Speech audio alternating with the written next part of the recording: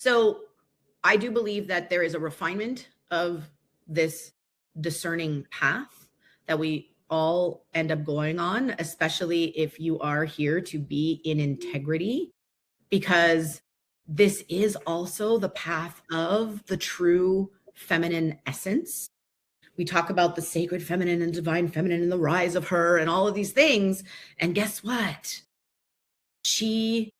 Like the essence of the feminine is full illumination. Like she is the one that takes you into the dark night when you are living out of alignment with your soul.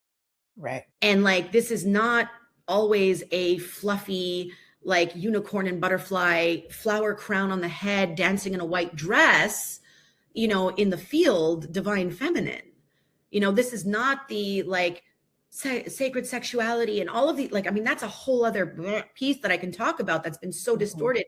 What I am talking about is the true like descent, right? And the sitting at the bottom of the well in your shit that she takes you into, because it is only from that place that truth will rise. When we have dismantled every part of ourselves that is out of alignment with it. And then to be practitioner, to be facilitator, to be shamanic, to be priestess, whatever you want to call that role that you play in this life, to be human.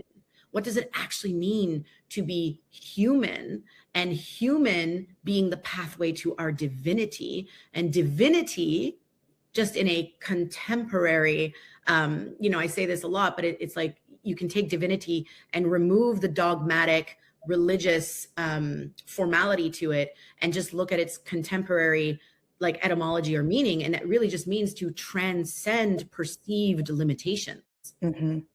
So then the question becomes like, where are we consistently limiting ourselves with these beliefs, programs, and values? And because at a blueprint level, we have the ability and capacity and potential for this beautiful, infinite, organic evolution. Yeah.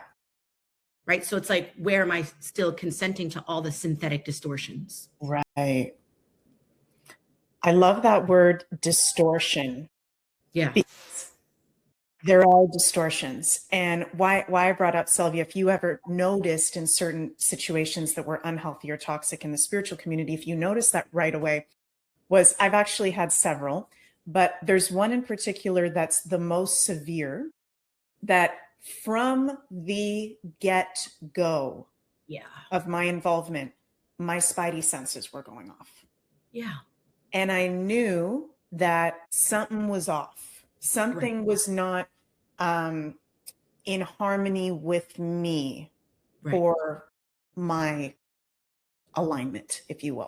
But because of my vulnerabilities at the time and things I was going through at the time, that made me susceptible to enter certain situation, which I am responsible for. I do not consider myself a victim of anything, but I allowed that distortion because I was in an extremely, actually the most vulnerable place I've ever been so far in my life. Yeah. And certain individuals that want to have a power over anybody, whether it's divine feminines, divine masculines, they know, they can smell, they can taste, they can see. Absolutely. When you're in that space. Yeah. Oh, no, absolutely. Right. Yeah. See, I love this because, so this is where I say, okay, so number one, thank you for saying, because I think this is important for everybody to know off the bat, right?